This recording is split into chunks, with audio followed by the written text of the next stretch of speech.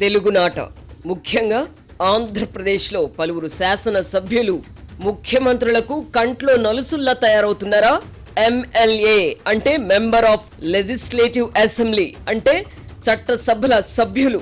చట్టసభల్లో చట్టాలు చేస్తూ ప్రజల సమస్యలను ప్రభుత్వం దృష్టికి తీసుకువెళ్లి వాటి పరిష్కారం కోసం కృషి చేయాల్సిన శాసన సభ్యులే ఇప్పుడు ప్రజల పాలిట సమస్యగా మారుతున్నారు. ఇటు తెలంగాణ అటు ఆంధ్రప్రదేశ్లో కొంతమంది శాసన సభ్యులు లేని అధికారాలను సంక్రమింపజేసుకొని ఆయా నియోజకవర్గాల్లో ప్రజలు గాలి పీల్చుకోవాలన్నా తమ అనుమతి తప్పనిసరి అన్నట్టుగా వ్యవహరిస్తున్నారు.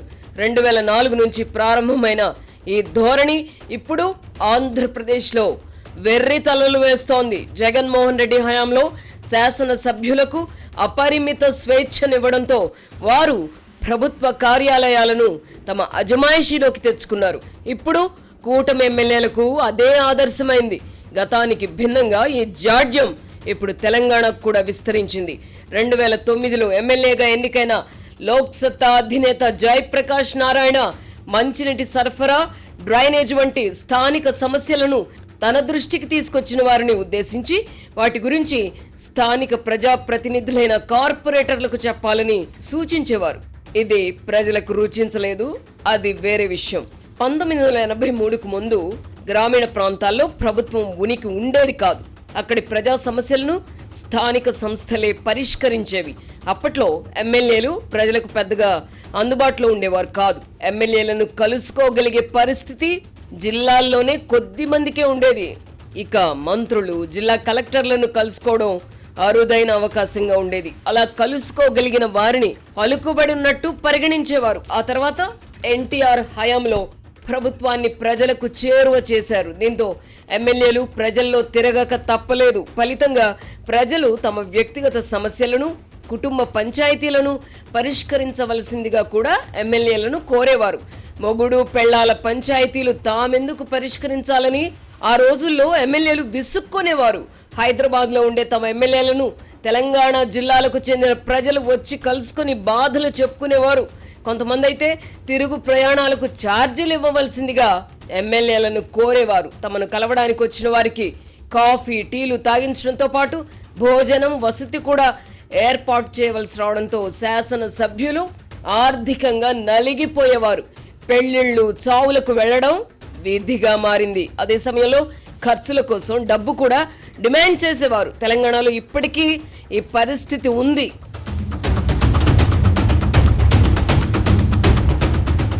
కొంతకాలం క్రితం ఒక లారీ డ్రైవర్ తమ నియోజకవర్గ ఎమ్మెల్యేకు ఫోన్ చేసి తాను డ్యూటీ మీద దూరంగా ఉన్నానని, పురిటి నొప్పులతో బాధపడుతున్న తన భార్యను ఆసుపత్రిలో చేర్పించి ప్రసవం చేయించవలసిందిగా కోరారు. ఇలాంటి విచిత్రమైన అనుభవాలను శాసన సభ్యులు గతంలో పంచుకునేవారు. ఇదంతా గతం.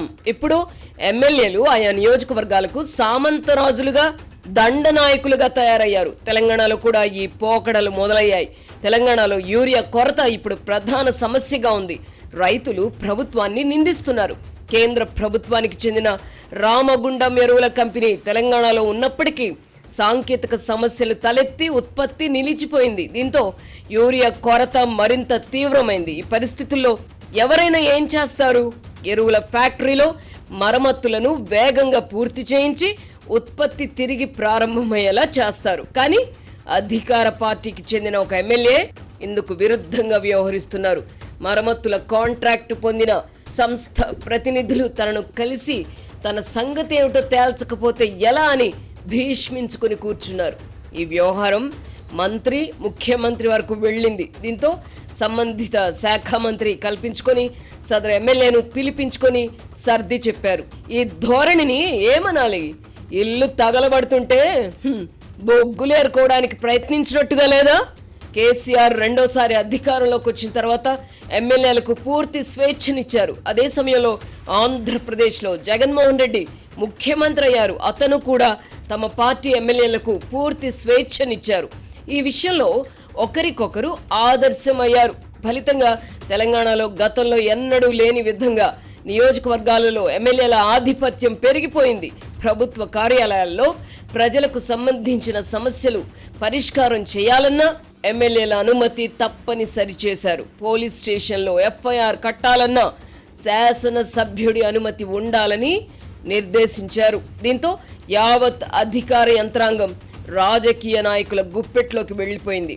ఒకవైపు లేని అధికారాలను అనుభవిస్తూ మరోవైపు భూ కబ్జాలు దందాలలో ఎమ్మెల్యేలు మునిగి తేలారు. ఫలితంగా 2023 ఎన్నికలకు ముందు భారత రాష్ట్ర సమితికి చెందిన శాసన సభ్యులపై ప్రజల్లో తీవ్ర వ్యతిరేకత ఏర్పడింది. అయినప్పటికీ ఆ ఎన్నికల్లో కేసీఆర్ అభ్యర్థులను మార్చకుండా పాత వాళ్ళు అందరికీ టికెట్లు ఇచ్చారు.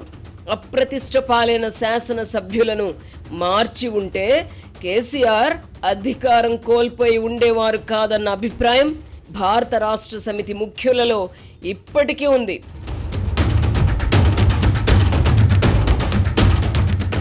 ప్రభుత్వ వ్యవహారాలలో శాసనసభ్యులు జోక్యం చేసుకునే విధానం 2004 నుంచే మొదలైంది. దీంతో శాసనసభ్యులు అక్రమ సంపాదనకు అలవాటు పడ్డారు. ఇప్పుడు అదొక హక్కుగా మారింది. ముఖ్యమంత్రులు సైతం ఎమ్మెల్యేలను అదుపు చేయలేని పరిస్థితి ఏర్పడింది.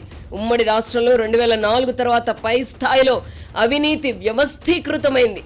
అదే సమయంలో మీరు కూడా సంపాదించుకోండి అన్నట్టుగా ఎమ్మెల్యేలకు స్వేచ్ఛనిచ్చారు. దీంతో చట్టసభల సభ్యులు జనం మీద పడ్డారు. 5 ఏళ్ల పాటు సంపాదించిన డబ్బుతో ఎన్నికల్లో మళ్లీ గెలవడానికి విచ్చలవిడిగా ఖర్చు చేయడం మొదలుపెట్టారు. దీంతో తెలుగునాట ఇప్పుడు ప్రధాన పార్టీల అభ్యర్థులు ఒక నియోజకవర్గంలో సగటున 30 కోట్లు ఖర్చు చేయాల్సిన పరిస్థితి. వచ్చే ఎన్నికల నాటికి ఈ మొత్తం ఇంకా పెరుగుతుంది. తెలుగు రాష్ట్రాలలో ఎన్నికలు ఖరీదైన వ్యవహారంగా మారే 1985 ఎన్నికల్లో వెనుకబడిన శ్రీకాకుళంలోని ఎచ్చర్ల నియోజకవర్గం నుంచి తెలుగుదేశం తరపున పోటీ చేసిన ప్రతిభా భారతికి అయిన ఎన్నికల వ్యయం ఎంతో తెలుసా? కేవలం 10,000 రూపాయలు. అదే ఎన్నికల్లో ఉమ్మడి కరీంనగర్ జిల్లాలోని జగిత్యాల నుంచి తెలుగుదేశం పార్టీ తరపున పోటీ చేసిన జీవన్ రెడ్డికి అయిన వ్యయం 15,000 మాత్రమే. తన వద్ద ఉన్న 10,000 సరిపోవని మరో 5,000 పార్టీ తరపున ఇప్పిస్తే గెలిచి వస్తానని ఎన్నికల ప్రచారానికి వచ్చిన ఎన్టీఆర్ను జీవన్ రెడ్డి కోరగా మరుసటి రోజు ఎన్టీఆర్ ఆ 5,000 సర్దుబాటు చేయించారు. అప్పట్లో 10,000 మాత్రమే ఖర్చు చేసిన నియోజకవర్గాల్లో ఇప్పుడు 10 కోట్లు కూడా సరిపోవడం లేదు. కొన్ని అసెంబ్లీ నియోజకవర్గాల్లో ఖర్చు 100 కోట్లు దాటుతోంది. దీంతో ఎన్నికల్లో చేసిన ఖర్చును తిరిగి రాబట్టుకోవడానికై శాసనసభ్యులు బరి తెగించాల్సి వస్తోంది. విత్తు ముందా చెట్టు ముందా అన్నట్టుగా పరిస్థితి తయారైంది. చివరికి ముఖ్యమంత్రులు కూడా ఎమ్మెల్యేలను అదుపు చేయలేని పరిస్థితులు దాపురించాయి.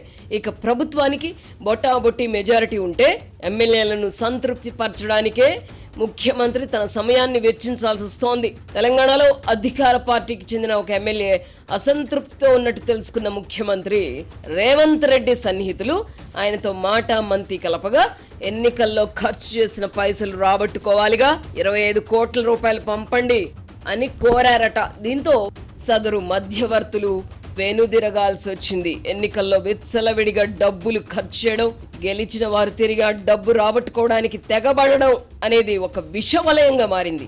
ఆంధ్రప్రదేశ్లో పరిస్థితి మరింత వికటిస్తోంది.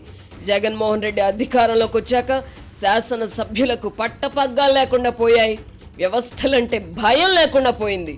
మీరు అందిన కాడికి దోచుకోండి, నన్ను మాత్రం ఏమీ అడగకండి అంటూ శాసనసభ్యులకు జగన్మోహన్ రెడ్డి లైసెన్స్ ఇచ్చేశారు. ప్రభుత్వ యంత్రాంగాన్ని కూడా కళ్ళు మూసుకోమన్నారు. ఎమ్మెల్యే చెప్పిన మాట వినాల్సిందే అని అధికార యంత్రాంగాన్ని ఆదేశించారు. ఫలితంగా రాష్ట్రంలో ఒక రకమైన అరాచక వాతావరణం ఏర్పడింది. రూల్ ఆఫ్ లా గాలికి పోయింది. సహనం నశించిన ప్రజలు 2024లో జరిగిన ఎన్నికల్లో అధికార వైసీపీని 11 సీట్లకే పరిమితం చేసి కూటమికి అఖండ మెజారిటీని కట్టబెట్టారు.